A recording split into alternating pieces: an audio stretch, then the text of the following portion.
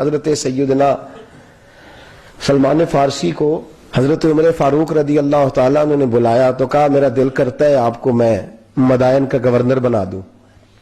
حضرت سلمان فارسی بڑے تگڑے قبیلے سے تعلق رکھتے تھے، بکتے بکاتے مدینے میں آ کے بکے، پھر نگاہ مصطفیٰ میں بک گئے صلی اللہ علیہ وسلم. بڑے تگڑے قبیلے سے تعلق تھا. یا حضرت عمر نے فرمایا میں آپ کو گورنر، کہا جی کہ جیسے آپ کا حکم ہے، امیر کی بات ماننا. گورنر بن گئے. اور گورنر صاحب کرتے کیا ہے؟ گورنر صاحب کا حال یہ کہ گورنر صاحب نے وہی پھٹے پرانے سادے سے کپڑے پہنے اور ایک ہاتھ میں چھڑی پکڑی ہے، کبھی ادھر گھومتے ہیں کبھی ادھر، مدائن کی گلیوں میں گورنر صاحب گھوم رہے ہیں. اللہ اکبر. جہاں سواریاں اترتی تھی نا شہر کی، لوگ جو کرایہ لے کے گھوڑوں پہ سوار کرتے تھے، جہاں وہ لا کے اتارتے تھے، وہاں ایک شخص اترا، مہمان آیا کسی کے گھر میں مدائن.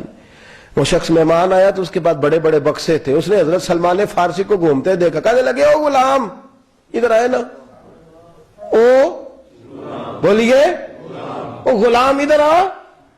حضرت سلمان فارسی کہنے لگے جی جناب. کہنے لگے میرا سامان اٹھا اور فلاں گھر میں نے جانا چھوڑ کے آ.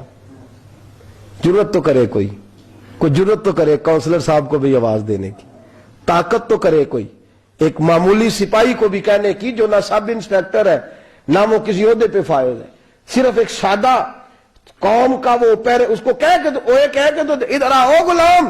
بھائی گورنر کوئی کہہ دیا. گورنر صاحب نے سر کے اوپر بکسا اٹھایا ہے اور گلیوں میں گزر رہے، کہتے ہیں بھائی غلام کو رستہ دے دو، ذرا سامان وزنی ہے، ذرا غلام کو رستہ دے دو، سامان وزنی ہے، پیچھے ہٹ جاؤ، ذرا رستہ دے دو. شہر میں داخل ہوئے تو لوگ دوڑے آئے، کہا حضور ہمیں دے دیں. فرمایا نہیں، اس نے مجھے کہا ہے غلام اٹھا. وہ شخص شرمندہ ہو گیا، کہنے لگا حضور مجھے کب خبر تھی کہ آپ گورنر ہیں، غلطی ہو گئی، میں غلام کہہ بیٹھا. حضرت سلمان فارسی رو پڑے، فرمانے لگے تو میرا محسن ہے، تو نے تو مجھے میری اوقات یاد کرا دی ہے. میں غلام ہوں، میں کھجوریں بیچا کرتا تھا، میں مدینے میں نوکری کرتا تھا، تو نے اچھا کیا ہے. فرمایا نا تو میرا محسن ہے، تو نے مجھے یاد کرا دیا، میں کیا نا اب میں ہی لے کے چلوں گا. رستے میں جا رہے ایک شخص دوڑا آیا، کہنے لگا حضور وزنی بڑا ہے مجھے دے دیں. یہ بادشاہ ہے، فقیری ہو رہی ہے، حضور وزنی بڑا ہے مجھے دے دے، میں اٹھا لیتا ہوں. تو حضرت سلمان فارسی فرمانے لگے پہلے وعدہ کر قیامت کے دن میرے گناہوں کا بوجھ اٹھا لے گا. وعدہ کر، تو کہے گا اللہ کے حضور کے یا اللہ سلمان کے جو پاپ ہے ان کا بوجھ میں اٹھاتا ہوں. کہنے لگا حضور میں تو اپنا نہیں اٹھا سکتا. فرمایا پیچھے ہٹ جاؤ، اگر وہاں میرا کوئی بوجھ نہیں اٹھا سکتا تو یہاں بھی کوئی نہ اٹھائے. حضرت سلمان فارسی رضی اللہ تعالیٰ عنہ گورنر ہے صوبے کے. میرے دوست ہماری یہ جو جھوٹی انا ہے نا، لوگ میرا استقبال کرے، مجھے اٹھ کے ملے، مجھے پروٹوکول دے، میرا نام جپے، میں ہوتی رہے ہر جگہ، بس مجھے ہی لوگ جانے. اور میرے عزیز اس دھندے سے باہر آ، نفس پرستی کی اس جنگ سے نکل آ، اپنے مزاج کی اس قلت سے نکل آ، اپنے آپ کو جو بات نہیں بھی آتی ہوتی اس میں بھی ہم دخل دے کے اپنا کوئی نہ کوئی پیغام اور جملہ ضرور بیان کرنا چاہتے ہیں. بھئی ہمارا بھی نام لکھ لو، ہم بھی شامل ہیں، ہمیں بھی پتہ ہے اس گورکھ دھندے کا کچھ نہ کچھ، ہمیں بھی شامل کر لو. یہ نفس پرستی کی جنگ ہے، اس سے نکلو. اگر رب کریم نے بادشاہی دی ہے تو اس میں فقیری کرو. کبھی کبھی اپنے کپڑے خود استری کر لینی چاہیے. نہیں نہ بولے آپ لوگ، مشکل کام بتا دیا نا میں نے. کس کے کپڑے استری کرنے کو کہا جی؟ اللہ خیر کرے. میں کیا رہے، میں تو ماڑیا دی گل کر چھڑی ہے، بھولے نہیں نا آپ لوگ. کبھی کبھی اپنے کپڑے خود استری، کبھی کبھی اپنے جوتے خود پالش کر، کچھ نہیں فرق ہوتا، اس سے آپ کا نفس کچلا جائے گا. کبھی کبھی باوجود موٹر سائیکل اور گاڑی کی موجودگی میں پیدل سفر کر لینا چاہیے، کچھ نہیں فرق ہوتا. کبھی کبھی کوئی آدھا کلو چینی پکڑ کے دکان سے خود اپنے، کوئی نہیں کہنے لگا کہ غریب ہو گئے ہیں، وہ خود ہی انہیں آدھا کلو کھانڈل کہنے دو کو کہتا ہے. کچھ نہ کچھ اپنے نفس پہ بوجھ ڈالیں. بھئی کبھی آپ بھی کبھی جو آپ کا ملازم ہے نا گھر میں، اس کو بٹھا کے کہا کریں بیٹھ یار میرا دل کرتا ہے میں تمہیں چائے بنا کے دوں. کبھی کہا کریں گھر والوں کو بیٹھو آج میں تمہیں کھانا گرم کر کے دے دیتا ہوں. کچھ فرق نہیں آنے لگا، عزت شان میں کوئی کمی نہیں آنے لگی. کبھی یہ کام، وہ جو گھومنے والی کرسی رکھی ہوئی ہے نا جس پہ بیٹھ کے ہم حساب کرتے ہیں، کبھی اس پہ کسی غریب کو بھی بٹھا کے دیکھیں، کچھ نہیں فرق آنے لگا. یہ पर कुछ कोड़े बरसाए ताकि ये कुछ समझदार हो जाए। ये जो हमने बड़ी लंबी चौड़ी अपने लिए झूठी अनाक के दरवाजे खोल रखे हैं, ये रोज हमें दूर कर रहे हैं। जो नफ्स परस्ती की जंग होती है, ये बंदे को अल्लाह के दरवाजे से दूर ले जाती है। ये नबी पाक की मोहब्बत दिल से निकालती है। ये ज़हन के अंदर अच्छी सोच नहीं आने देती। ज़हन में जब भी कोई बात आती है बुरी आती है। तकब्बुर और गुरूर वाले जो लोग थे ना, उनका कभी कुछ नहीं हो सका। जिसने कहा है मुझे चौधरी साहब को, वो बेचारा इसी चक्कर में रहा है और लोग आगे गुजर गए हैं। जिसने कहा है मुझे सेठ साहब को, वो इसी गड़बड़ में रहा है और लोग आगे बीत गए हैं। दुनिया में कोई पेशा बुरा नहीं। मिल्लत के जवानों, ये तुमने कहा है ना कि यहां अगर हम किसी गली में मजदूरी करेंगे तो लोग कहेंगे मजदूर है, लेकिन अगर यूरोप में जाके हम करेंगे तो किसी को क्या पता चलेगा। और देश अपने दिया बल्ला ना लो, तुम्बे लाला खाइए, अमी गैर मुल्क दे बागा अंदर मेवे खान न जाइए। अपनी मट्टी पे चलने का सलीका सीखो। किसी के संगे मर मर पे चलोगे तो फिसल जाओगे। हजरत उमर फारूक रदी अल्लाह ताला अन्हु मदीने की गली से गुजर रहे हैं, अमीरुल मोमिनीन है, मदीने की गली से गुजर रहे हैं। एक घर के अंदर से बच्चियों के रोने की आवाज आई।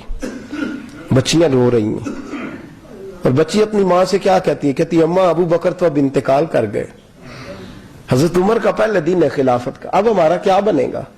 अबू बकर तो विशाल कर गए। हजरत उमर फारूक रदी अल्लाह ताला अन्हु ने रोने की आवाज सुनी, दरवाजे पर दस्तक दी, कहा बेटो क्या बात है। तो बच्चियां कहने लगी, उमर हमारे अब्बा जी, हमारी 10-15 बकरियां हैं, तो हमारे वालिद साहब उनका दूध धो के बेचा करते थे, गुजारा हो जाता था।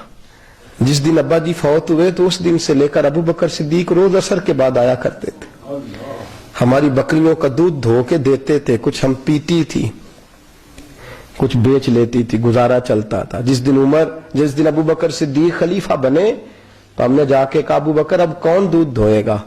तो सैयदना सिद्दीक अकबर रदी अल्लाह ताला ने फरमाया बेटे पहले तो मैं मर्जी से खिदमत करता था, अब तो मुस्तफा की उम्मत की नौकरी मेरी ड्यूटी बन गई है, तो मैं आऊंगा। बच्चियां रो रही हैं, हजरत उमर को बताती हैं, कहती हैं अब अबू बकर चले गए हैं तो हम परेशान हैं, यतीम है, लवारस हैं, भाई कोई नहीं, कौन आएगा, कौन देखभाल करेगा। हजरत उमर फारूक घुटनों के बल जमीन पे बैठ गए, उन छोटी छोटी बच्चियों को सीने से लगाया, फरमाने लगे मैं अबू बकर का क्या करूं, मेरे लिए रास्ते बड़े मुश्किल कर गया है। मैं उसके किस बादशाह वक्त होके वो गरीबों के घरों में आके उनकी बकरियों का दूध भी धोता था, अमीरुल मोमिनीन होके ये रंग भी था। पर मैं बेटियों फिक्र न करना, जब तक उमर जिंदा रहेगा, उमर आता रहेगा, ये नौकरी करता रहेगा। कुछ दिन बीते तो हजरत उमर फारूक को याद आया, ओहो मदीने में एक बूढ़ी अम्मा भी रहती है जिसका कोई घर का काम करने वाला नहीं, और जिस बीबी का कोई बाल बच्चा नहीं और आंखों से भी वो नाबीनी है। हजरत अबू बकर सिद्दीक रात के सन्नाटे में जाया करते थे, उसके घर में झाड़ू देते थे। ये बादशाह है, इसकी फकीरी का रंग देखो, उसको कुएं से पानी भर के ला के देते थे। और ये लफ्ज आप सुनेंगे तो हैरान हो जाएंगे। उस बूढ़ी अम्मा के लिए ना एक कोने में घर में दूर बार सेम एक जगह खोद दी थी जहां वो बीबी पखाना और पेशाब करती थी। अमीरुल मोमिनीन हजरत अबू बकर सिद्दीक रात को जाते थे और उसका वो पखाना वहां से उठा के बाहर फेंक के आया करते थे। उस औरत ने पैगाम भेजा कि उमर से कहो मेरी भी ड्यूटियां तूने ही सर अंजाम देनी है। उमर फारूक सारी रात काम करते, सन्नाटा गहरा होता तो झाड़ू दबाया है बगल में और उमर फारूक निकले हुए, उस बीबी के घर में झाड़ू दिया जा रहा है।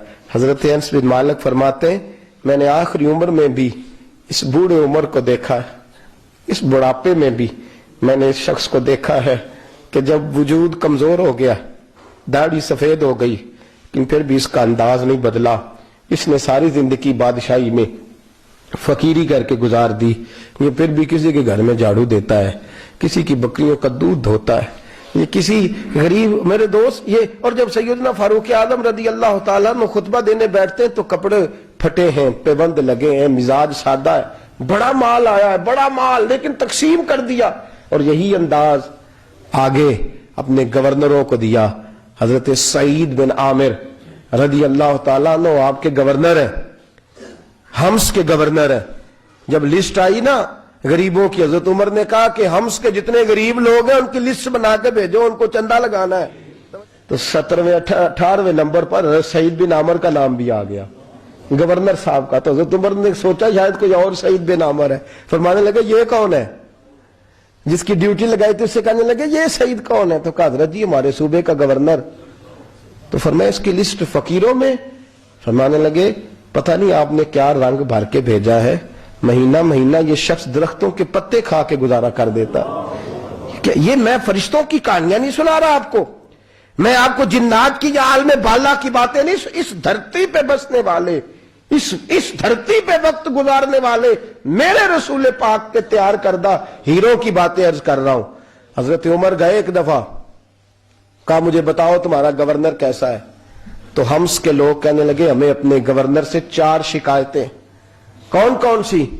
का पहली बात तो यह है कि गवर्नर साहब को चाहिए फजर के वक्त आए, ये सूरज निकल आता है तो बाहर आते हैं घर से, सूरज निकल आता है तो आप कह के तो देखें किसी मामूली सरकारी मुलाजम से भी, फिर आप देखिए आपका क्या बनता है। कहा ये सूरज निकलते वक्त आते हैं। दूसरी शिकायत यह है कि दिन को मिलते हैं रात को नहीं मिलते। तीसरी शिकायत यह है कि महीने में एक दिन मिलते ही नहीं गवर्नर साहब। चौथी शिकायत है कि रोते हैं, कभी कभी इतना रोते हैं कि बेहोश हो जाते हैं। हजरत फारूक आजम ने खड़ा कर लिया, फरमाया सईद तेरी शिकायत आई हैं, का हुजूर हुक्म। फरमाया सुना है, पहले तू फजर के वक्त आ जाता था लोगों के मसाइल सुनने, अब तू सूरज निकलते वक्त आता है। का हुजूर बीवी बीमार हो गई है और घर में नौकर तो है कोई नहीं, तो मैं सवेरे उठता हूं तो पहले नाश्ता बनाता हूं, बच्चों को खिलाता हूं। उस औरत ने 35 साल मेरे साथ वफा की है, अब चारपाई पे है तो मैं उसके मुंह में लुकमे डालता हूं। कहा उसे खाना खिला के जब वो दुआ देती है तो फिर निकलता हूं। तो कहा सुना है तो हफ्ते में एक दिन मिलता ही नहीं, महीने में। कहने लगे हजरत जी जब मदीने से आया था तो एक कुर्ता और एक तामद साथ लाया था, मुझे आज 2.5 साल हो गए हैं, मैं नया लिबास नहीं खरीद पाया। मैंने अर्ज की मैं इस धरती में बसने वाले लोगों की दास्तान सुना रहा हूं। कहा मैं अपनी तामद धोकर खुश्क होने को डाल देता हूं, उसे आधा दिन लग जाता है, खुश्क होती है तो तामद पहन के कमीज धो लेता हूं और फिर कमीज डाल देता हूं। हजरत जी सारा दिन बीत जाता है तो बाहर नहीं आ पाता। हजरत उमर फारूक की गर्दन झुक गई। का सुना है तू रात को मिलता ही नहीं, ये लफ्ज कहे तो हजरत सईद बिन आमर कहने लगे ये मेरा राज था, आप मेरे अमीर ना होते तो कभी फाश ना करता। दिन मैंने बंदों के लिए रखा है, रात अपने रब के लिए रखी हुई है। मैं रात की तन्हाइयों में अपने करीम की बारगाह में जाता हूं और मैं सारे दिन के गुनाहों की माफी मांगता हूं, मैं अपनी गलतियों की तलाफी का सवाल करता हूं, उसके हुजूर जाता हूं, उसे दुखड़े सुनाता हूं, रात मेरी उसके लिए बीत जाती है। हजरत उमर की और गर्दन झुक गई। फरमाया ये बता कि तू मिलता ही नहीं, कभी कभी तो रोता है और बेहोश हो जाता है। कहा हजरत जी 40 साल की उम्र में कलमा पड़ा है, जब 40 साल के पिछले गुनाह याद आते हैं तो कब फिर मैं जब्त नहीं कर पाता वो खताएं, वो पाप, वो जुर्म, वो खताएं। जब सोचता हूं ना कि रब खड़ा करके पूछेगा बता ये जुर्म क्यों किया, तो वो एहसास मुझे परेशान कर देता है। हजरत जी मैं फिर बर्दाश्त नहीं कर पाता, फिर मैं तड़प उठता हूं, मेरी ये कोताहियां हैं, बताइए क्या कहते हैं। हजरत फारूक आजम ने गर्दन उठाई तो आंखों में आंसू थे। कहने लगे या अल्लाह मुझे इस जैसे कुछ और गवर्नर भी अता फरमा, या अल्लाह इस जैसे कुछ और गवर्नर भी। अजीजों अपना हाल क्या है। मुल्क शाम जब फतह हुआ तो हजरत साद बिन अबी वकास रदी अल्लाह ताला अन्हु कहते हैं कि कुछ लोग मुझे कहने लगे कि हम आपसे मामला तय नहीं करेंगे, हम जजिया देंगे, टैक्स देंगे, इस्लामी हुकूमत के ज़ेरे असर आएंगे, लेकिन आपसे मामला तय नहीं करेंगे, अपने अमीर को बुलाइए। तो हजरत सैयदना साद बिन अबी वकास कहते हैं मैंने खत लिखा। फरमाते खत लिखा हजरत उमर को, मैंने कहा जनाब आइए। जवाब में हजरत उमर ने खत में जवाब लिखा कि फलां दिन फलां तारीख फलां वक्त मैं मुल्क के शाम पहुंच जाऊंगा। हजरत सैयदना उमर चले घर से, एक गुलाम, एक घोड़ा, एक नेजा।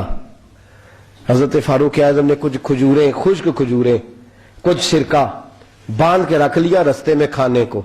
ये बादशाही में फकीरी हो रही है, लाखों मुरब्बा मील का हुक्मरान है, करोड़ों और अरबों रुपए पास पड़े हुए, वो सारी चीजें रख ली और सैयदना उमर फारूक रदी अल्लाह ताला अन्हु चलने लगे।